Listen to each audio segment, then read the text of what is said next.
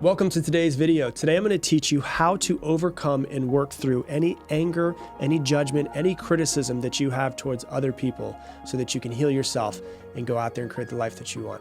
Let's dive in. Because when you take a step back and you look at a human, what you're really looking at as somebody grows up, as humans, is we are patterns that we have developed over our lifetime. And the majority of the patterns that we have developed over our lifetime, most of them, if not all of them, are completely unconscious then. And so what we do is, because of the fact that they're unconscious, is we develop them without really recognizing them. And it's kind of like the phrase of the old tale where it's like there's two young fish swimming in the water and an old fish swims by them and he says, "Hey guys, water's nice today, isn't it?" And they look at each other and they say, "What's water?" It's like they're in the water and it's so omnipresent, it's been around them their entire life that they don't even realize that it's there.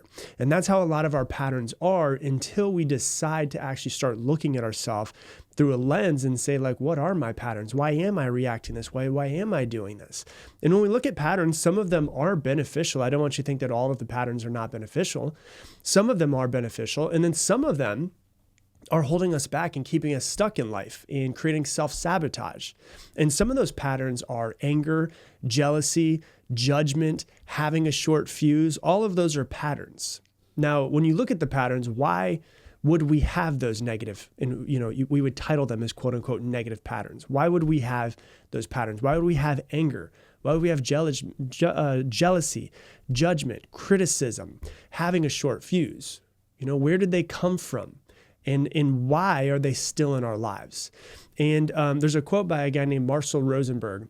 And the quote says, "Every criticism, judgment, diagnosis, and expression of anger is the tragic expression of an unmet need."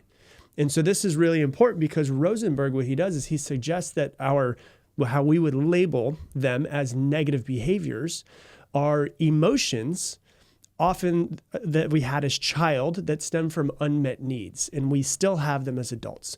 So when we criticize people, when we judge people, when we get mad, when we blow up at people, we're not reacting to this situation. More than anything else, what we're doing is we're revealing an underlying need that is not being met in some sort of way. And so we're really going to dive deep into this. And I think that there's going to be a lot of people that are going to listen to this episode and really start to learn a lot about yourself. We're going to dive into your reactions. We're going to dive into your unmet needs. And we're going to see if we can start to identify any needs that are unmet for you and exactly how you can start working through them. The adult version of blowing up inside and getting mad or disconnecting and shutting down in a restaurant is, they want to feel seen. They want their attention. They want to feel loved. And so these are all patterns that we develop from childhood, and it really turns into, these adult behaviors. And so what you have to do is you have to learn to start recognizing this within yourself. When you do get angry, take a step back and say, what is my unmet need? Okay, that's what my unmet need is. When you feel like you're alone, what is the unmet need?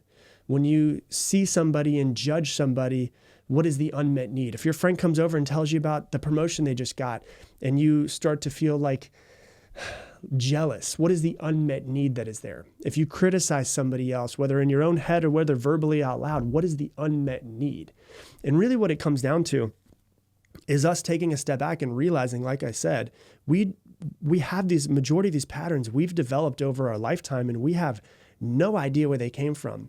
We have no idea that we have them. And it takes a moment of self-reflection to come back and go, okay, I criticized, I judged, I got angry, I blew up on somebody, I had a meltdown, I got too emotional.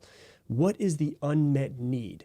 In a lot of times what you're going to recognize is what you're actually looking for is what you're looking for from yourself. If you're really wanting that love and affection from your spouse, 100%, you should definitely let them know. But what you're also really looking for is just the love and acceptance from yourself.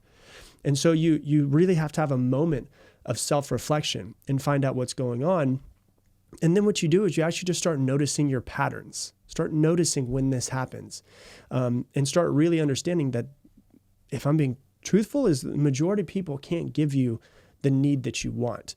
If you're looking for, emotional safety, if you're looking for physical safety, if you're looking for all of that, those usually come from you before they come from anywhere in the outside world. And so it's recognizing your own unmet needs. And then once you can recognize it in yourself, you can start to recognize it in other people. Like I've said in this podcast many times, I've been doing this now for 19 years. I've been working with people. Half of my life, I've been working with people. And it is really hard not to have a lot of empathy for people when you start to hear people's stories, because every adult is just an unhealed child that's in an adult's body. And when you see a guy who's blowing up and he's an asshole, yeah, he is an asshole. He is being an asshole. We would categorize him as that. But that's also just a little child that didn't get love and affection from his dad, or he is lashing out because his dad lashed out. And so you really start to understand other people a whole lot more once you start to understand yourself.